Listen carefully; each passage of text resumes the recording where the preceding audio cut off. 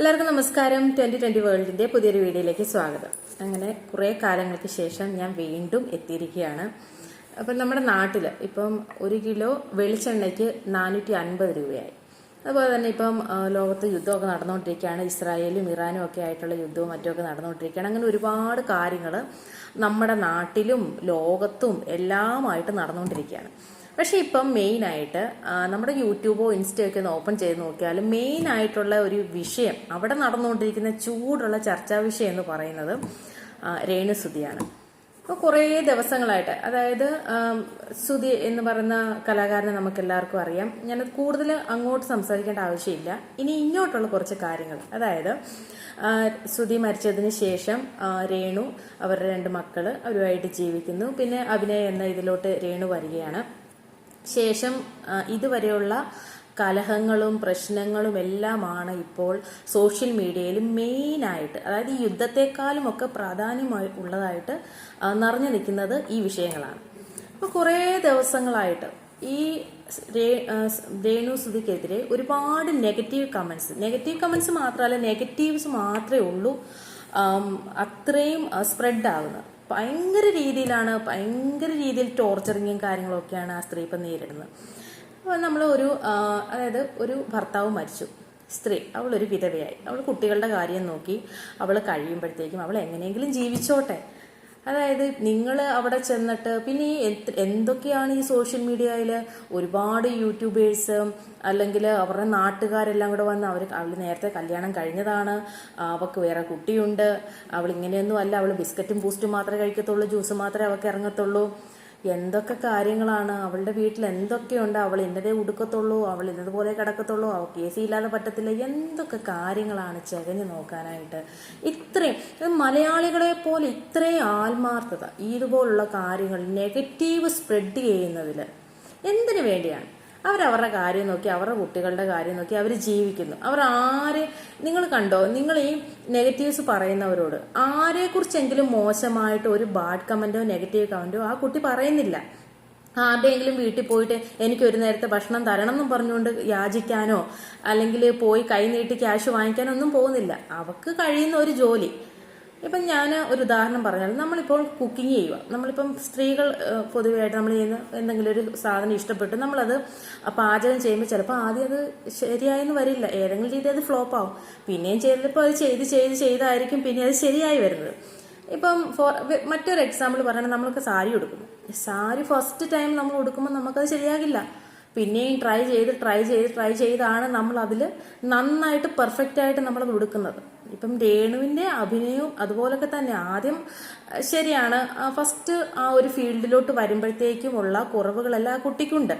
പക്ഷെങ്കിൽ എൻ്റെ ഒരു അഭിപ്രായത്തിൽ ഇപ്പം ദിനം പ്രതി, അതായത് ദിവസങ്ങൾ കഴിയും തോറും കുറച്ചുകൂടെ മെച്ചപ്പെട്ട് വരുന്നതായിട്ടാണ് എനിക്ക് തോന്നുന്നത് രേണുവിന്റെ അഭിനയം.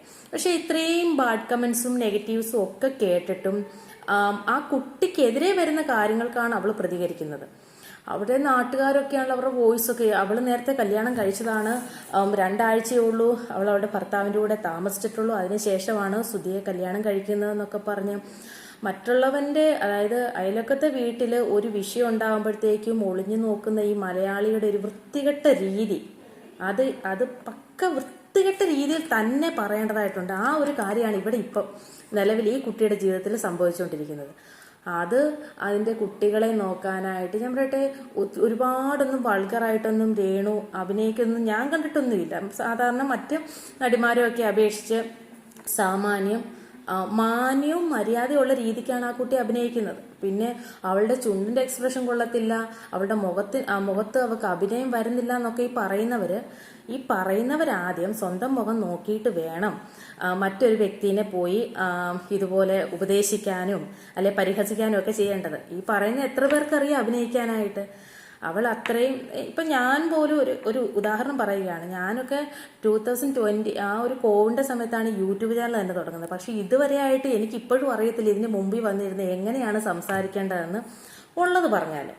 അപ്പം രേണു ഇപ്പം ദിനം പ്രതി ചെല്ലുന്തോറും ആദ്യത്തെ ആ ഒരു ഫസ്റ്റ് ആ ആൽബം ഒക്കെ വെച്ച് നോക്കുമ്പോഴത്തേക്ക് ഇപ്പം ദിനം പ്രതി ചെല്ലുന്തോറും നല്ല രീതിയിൽ തന്നെ അഭിനയം മുമ്പോട്ട് കാഴ്ചവെക്കുന്നുണ്ട്. അപ്പം നമ്മൾ അങ്ങനെ വരുന്ന ഒരു സ്ത്രീ, അതുപോലെ തന്നെ ഏവിയേഷൻ കോഴ്സ് രേണു പഠിച്ചതാണ്. അപ്പോൾ അത് തന്നെ നീ എവിടെയാണ് പഠിച്ചത്, നീ എങ്ങനെയാണ് പഠിച്ചത്, നിനക്ക് 10 ജയിച്ചിട്ടുണ്ട്, ഇങ്ങനെയൊക്കെ എന്തിനാണ് പരിഹസിക്കുന്നത് ആ പെൺകുട്ടി അല്ലെങ്കിൽ അതിൻ്റെ മക്കളെ കൂട്ടി? എന്തൊക്കെ കാര്യങ്ങളാണ് ആവശ്യമില്ലാത്തത് പടച്ചു വിടുന്നത്? അതെങ്ങനെയെങ്കിലും ജീവിച്ചോട്ടെ, അതിൻ്റെ കാര്യത്തിൽ ആരും ഇടപെടാതിരിക്കുക. അതിനെക്കൊണ്ട് കഴിയുന്നത് പോലെ അത് അതിൻ്റെ കാര്യം നോക്കി, കുഞ്ഞുങ്ങളുടെ കാര്യം നോക്കി അത് ജീവിക്കട്ടെ. എന്തിനാണ് ആവശ്യമില്ലാത്ത കാര്യങ്ങൾ അതിൻ്റെ തലയിലോട്ട് പറഞ്ഞ് നെഗറ്റീവ്നെസ് പറഞ്ഞ് ഒരു മൈൻഡ്, അതായത് ഭർത്താവ് മരിച്ചു, 2 കുഞ്ഞുങ്ങളുമായിട്ട് അത്രയും ബോൾഡ് ആയതുകൊണ്ടാണ് ആ കുട്ടി ദിനം പ്രതി ചെല്ലുന്തോറും അത് ബോൾഡായി വരികയാണ്. ഇപ്പം ഒരു ഉദാഹരണം ഞാനൊക്കെയാന്ന് പറഞ്ഞാൽ ഇപ്പം ഇത് ഇത്രയും നെഗറ്റീവ്സും കാര്യങ്ങളൊക്കെ ഇട്ട പിന്നെ ചിലപ്പം പൊട്ടിത്തെറിക്കാൻ അങ്ങേയറ്റം ചിലപ്പോൾ വരും, ചിലപ്പോൾ പിടിച്ചു നിൽക്കാൻ കഴിയില്ല. പക്ഷെ എന്നിരുന്നാൽ കൂടി ഇത്രയും ബാഡ് കമൻസും കാര്യങ്ങളും ദിനം പ്രതിയുള്ള വീഡിയോസും എല്ലാം കണ്ടിട്ട് ഇത്രയും ബോൾഡായിട്ട് നിൽക്കുന്ന ഒരു പെൺകുട്ടി അത് എങ്ങനെയും ജീവിച്ചോട്ടെ, അതിനെ ദൈവത്തെ ഓർത്ത് വെറുതെ വിടുക. ഈ ഒരു കാര്യം കുറേ ദിവസങ്ങളായിട്ട് ഞാനൊന്ന് ഷെയർ ചെയ്യണമെന്ന് ആലോചിച്ചുകൊണ്ടിരിക്കുന്നത്. കാരണം എന്നും ഈ വീഡിയോസ് തന്നെയാണ് കാണുന്നത്, ഇതിനെ ഇങ്ങനെ ടോർച്ചർ ചെയ്യുന്നത് ഒരുപാട് യൂട്യൂബേഴ്സ്. ഇപ്പം അങ്ങനെ പറയുമ്പോഴത്തേക്ക് നീ ഇപ്പം ആ ഒരു കണ്ടന്റ് വെച്ചാണല്ലോ ഈ വീഡിയോ ചെയ്യുന്നത് എന്ന് ആലോചിക്കുമ്പോൾ ശരിയാണ്. പക്ഷെങ്കിൽ ഒരിക്കലും ഒരു നെഗറ്റിവിറ്റിക്ക് വേണ്ടിയല്ല, ആ കുട്ടി എങ്ങനെയെങ്കിലും ഒരു പോസിറ്റീവായിട്ട് എങ്ങനെയെങ്കിലും അതിൻ്റെ വഴിക്ക് വിടുക, അത്രയും മാത്രമേ ഉള്ളൂ. അപ്പോൾ ഇന്നത്തെ ഈ വീഡിയോ ദൈവത്തെ ഓർത്ത് നിങ്ങൾ ഷെയർ ചെയ്യാനും ലൈക്ക് ചെയ്യാനും സബ്സ്ക്രൈബ് ചെയ്യാനും ഞാൻ ഒന്നും പറയത്തില്ല. ഇത് എൻ്റെ മനസ്സിലുള്ളൊരു കാര്യം നിങ്ങളുമായിട്ട് ഷെയർ ചെയ്യാനായിട്ട് മാത്രം വന്നതാണ്. അപ്പോൾ ഇഷ്ടപ്പെട്ടവർ മാത്രം ഇത് കേട്ടാൽ മതി, ഇല്ലാത്തവർ വിട്ട് കളയുക.